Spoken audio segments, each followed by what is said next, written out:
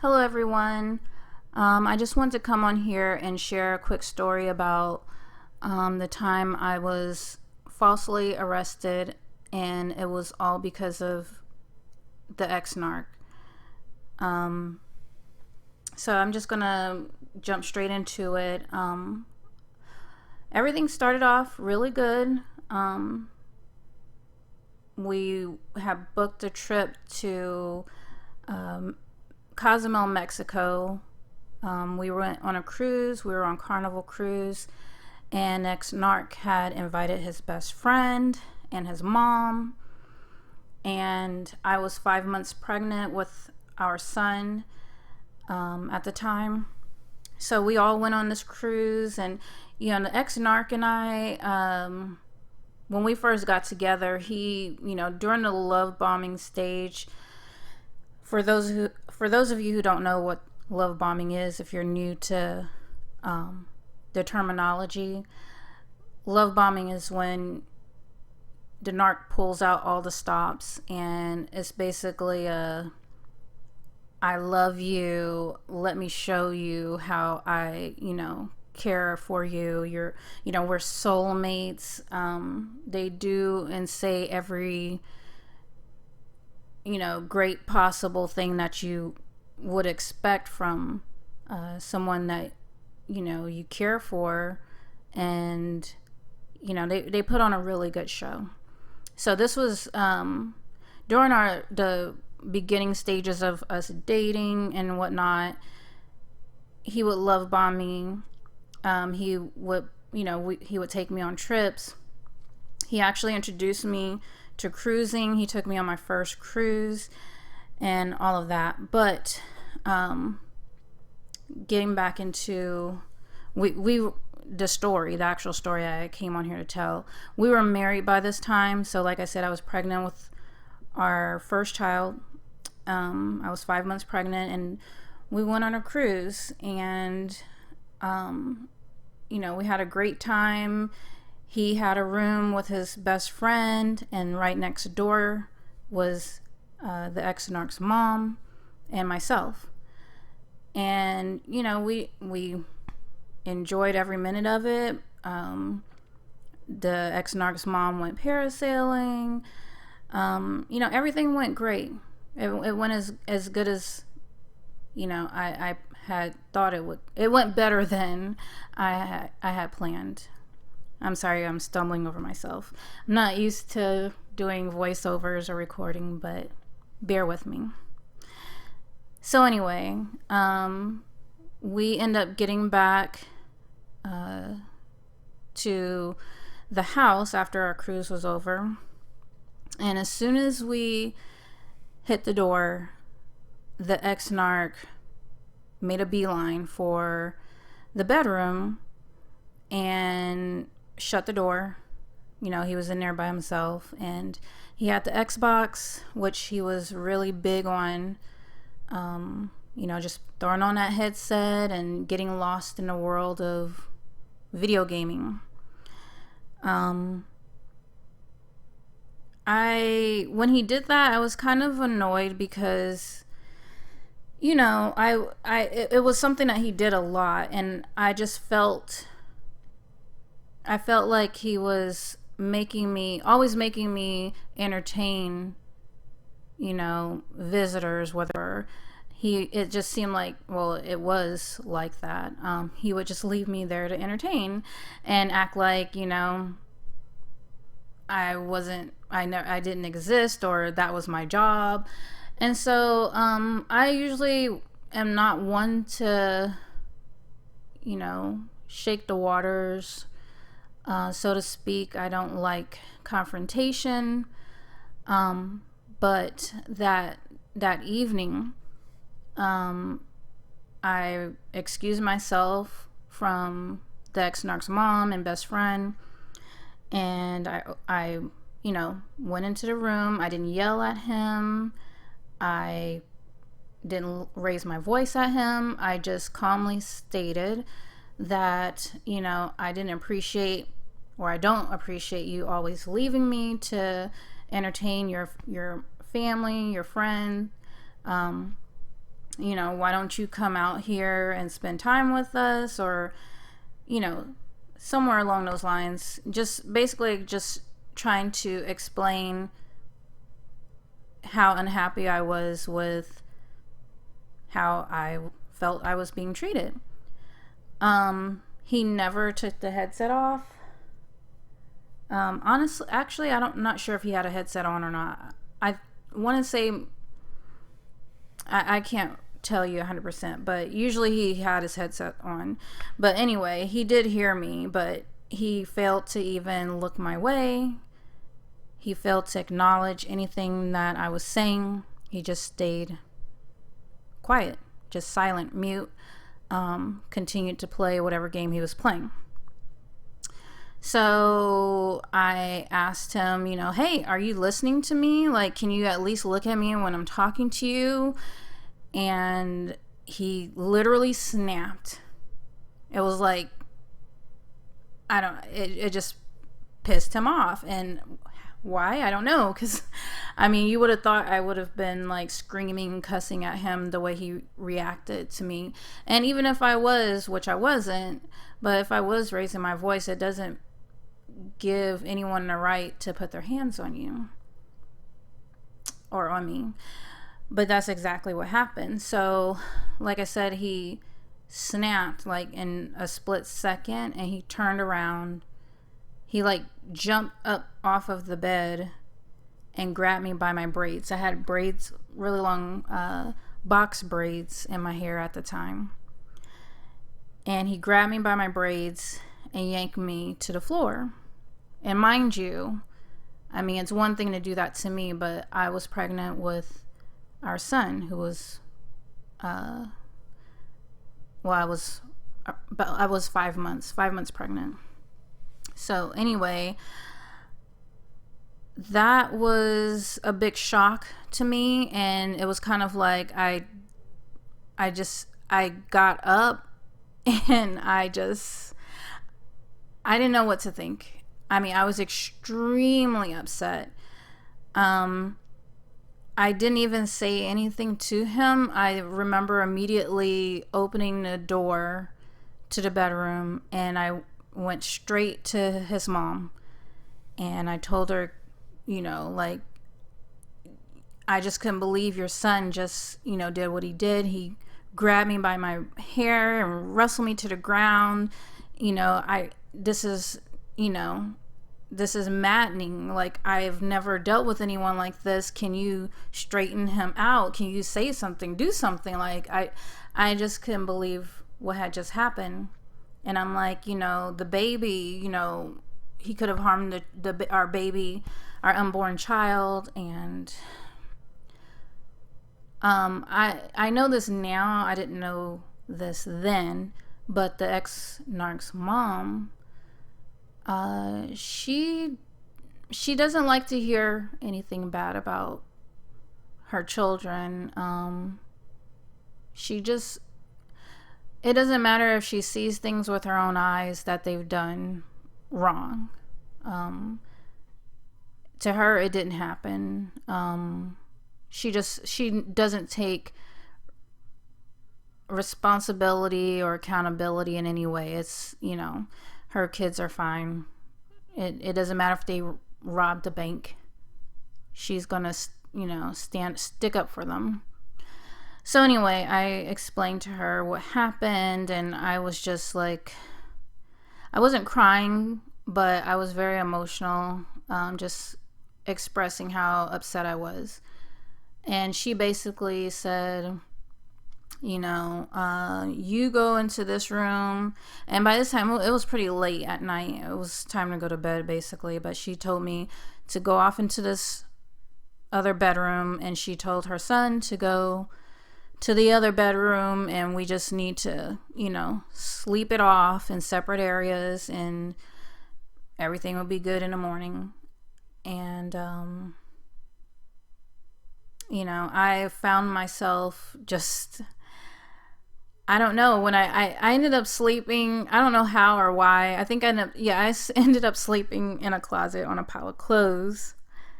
Yeah, me and my 5-month pregnant self. I was on the floor in the in a closet on a pile of clothes. Just because there really wasn't anywhere else to sleep. I his best friend had a room. I definitely wasn't going to sleep with the ex-narc, and his mom had a room. So I don't know. I just felt like I'm just going to crash right here. And to be honest, I didn't even sleep a wink. I was just, I guess, a lot of this emotions and stuff like that was still building up inside of me, as it should have. I mean, I think that would be with anybody that was in my shoes. So anyway, I'm laying there all night just trying to rack my brain around what happened earlier. The ex-narc never came in and apologized. Never said, hey, look, can we discuss what happened? Nothing like that. I didn't hear anything. I mean, yeah. So anyway, the next day I got up. I heard commotion in the kitchen. The ex-narc and his best friend were in the kitchen. I think his mom was in there as well, cooking breakfast. And, the ex-narc was carrying on like everything was everything. And I think at that point, like when I actually walked in and saw them just acting like nothing happened. And, when my eyes met the ex-narc's eyes, sorry you guys, he just looked at me like, what? Just I was just in shock. Like, you're not gonna apologize? Like, don't look at me like that, like I'm the crazy one. So I immediately started yelling because I just couldn't believe. I think I had enough time to just like think about everything, and it just made it worse to see that he clearly did not care. And, for him to be looking at me and acting like I was the crazy one when he had put his hands on me without me even touching him. I just started yelling, and I was just telling him, like, I'm done with you. I want a divorce. I'm, like, you can't treat people that way. What's wrong with you? Yada, yada, yada. And I'm just going on and on and on. And, he's walking around the house and he's laughing and gloating. And, he thought it was hilarious in some way, or somehow he thought it was hilarious. So he took that time to show off to his mom and his best friend. And he picked up the phone and he said, I'm gonna show y'all who's boss. I'm gonna show y'all who's running things. And he called the cops. And I was just like, what? Like, seriously, you're calling the cops? And I remember I was still like yelling at him, with the cop, with 911 on the line. And I'm just like, are you serious? Like, you freaking put your hands on me and this is how you treat me? Like, this is what I get from you? You're supposed to be my husband and blah, blah, blah. And he's on the phone talking to the 911 operator saying, you hear this in the background? Yeah, that's her. Whatever. He just was just making a spectacle of everything. And you would think the normal thing to have done was, one, not to put your hands on your spouse.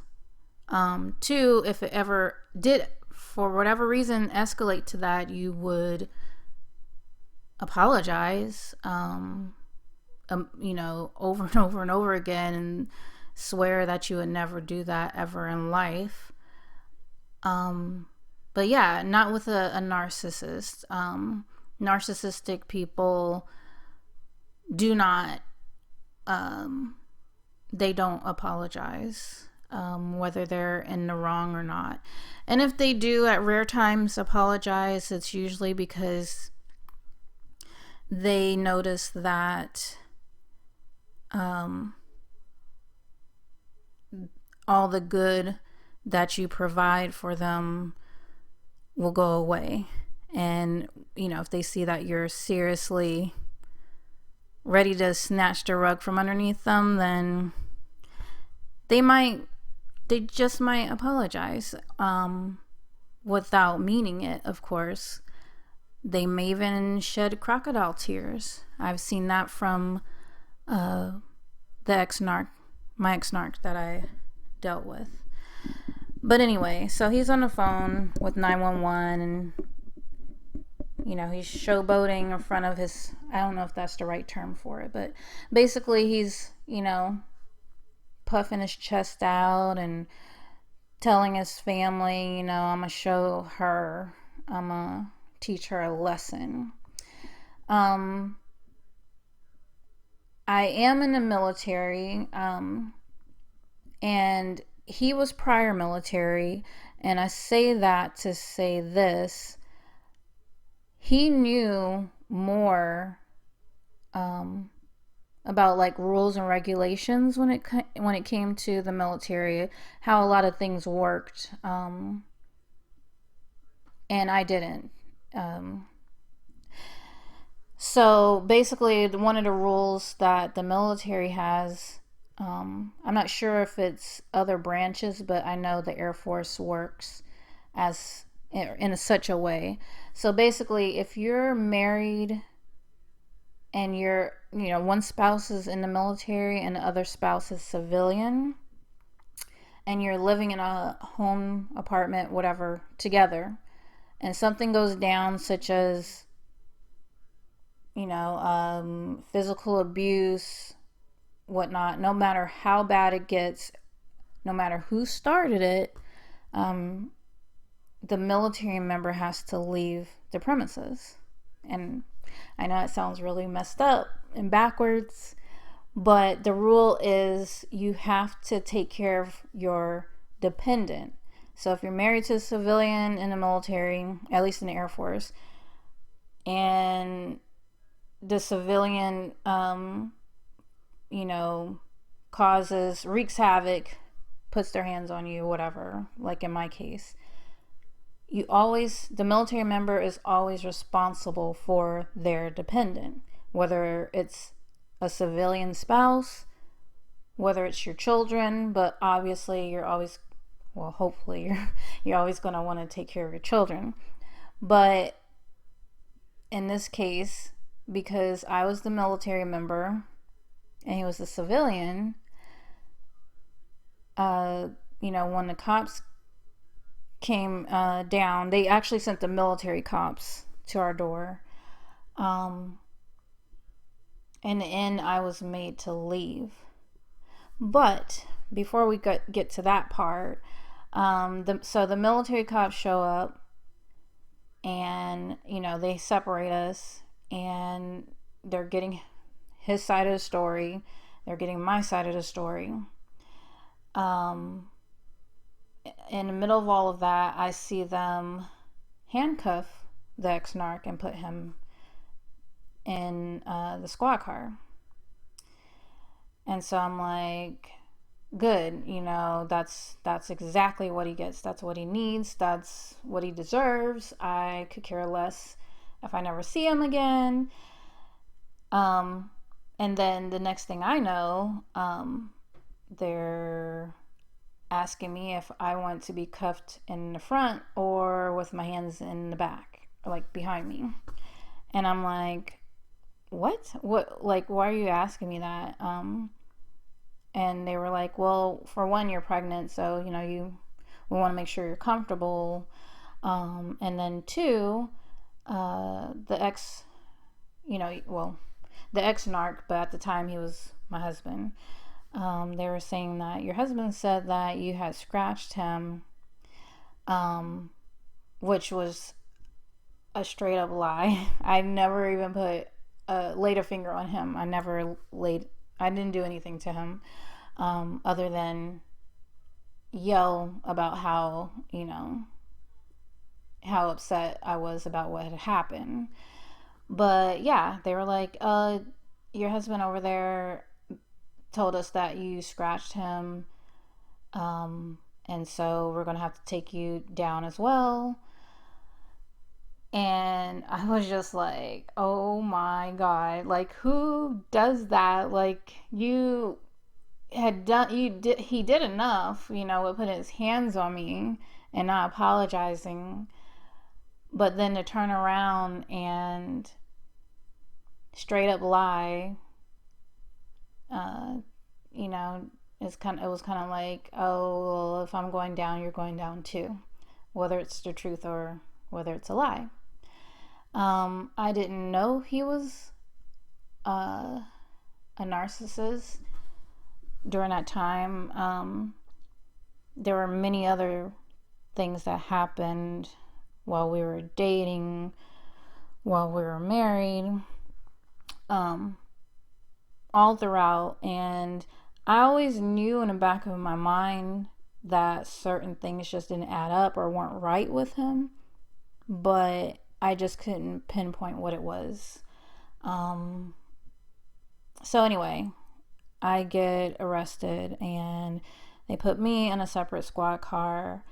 Didn't end up going to jail or anything like that, thank God. But they did take us to the military base, and we were separated in different offices, and we both had to write a report or incident report of what happened exactly, exactly from beginning to end. And it was just humiliating all around. Like, I had never been arrested in my life, and it was all a freaking blur. Like, I was like in a Twilight Zone. I felt like I was in Twilight Zone. Like, the neighbors all saw what happened, as far as us getting put in handcuffs and in the vehicle. They had to call my first shirt, which is part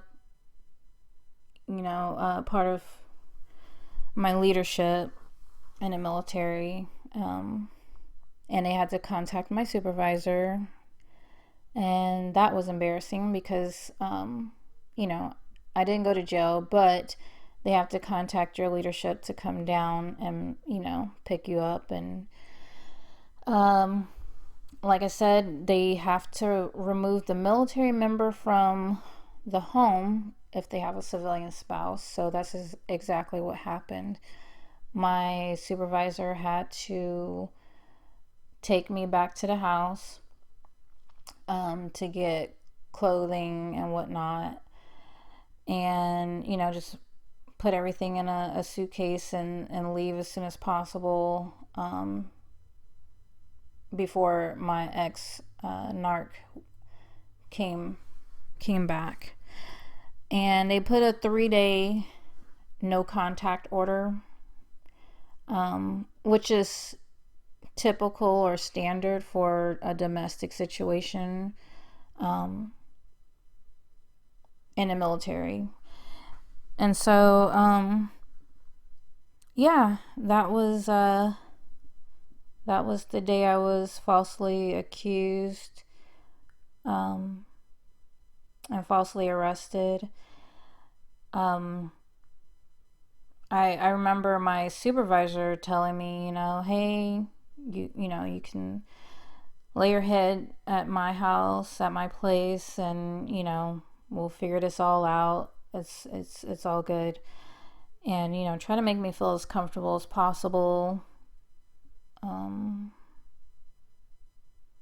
And I didn't know what to think. I was embarrassed. I was in disbelief. I was in shock. I was angry. I didn't want to spend a night or stay the 3 nights at my supervisor's house. I just didn't feel comfortable. in doing that. But so I ended up calling one of my girlfriends, and I said, I asked her on a whim, like, hey, I don't care, like, can I just sleep on your couch? Like, I just need to go anywhere but my supervisor's home. And she understood, and she's, my friend came through. She said, yeah, no problem, I got your back. So yeah, I spent that first night laying on my friend's couch, and I was rubbing my belly, and I was talking to my son, saying, out loud. I remember all the lights were cut out, and I still had to get up to go to work the next day. But yeah, I was laying there rubbing my belly, talking to my son out loud, just just telling him everything was going to be all right, and that I'm sorry that the things that happened earlier that day, I was sorry that that had to happen, and I was just hoping that none of it negatively affected him, as far as like, hoping that he wasn't injured or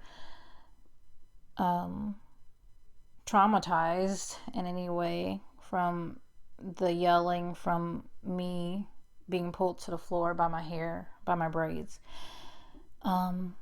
So yeah, that happened, and the 3 days, 3 nights went by, and they allowed me to go back home. And when I went back home, I didn't know what to expect. I had cooled off. I had definitely cooled off, but I was kind of confused about like what the future held, as far as our marriage went. And that night, it was like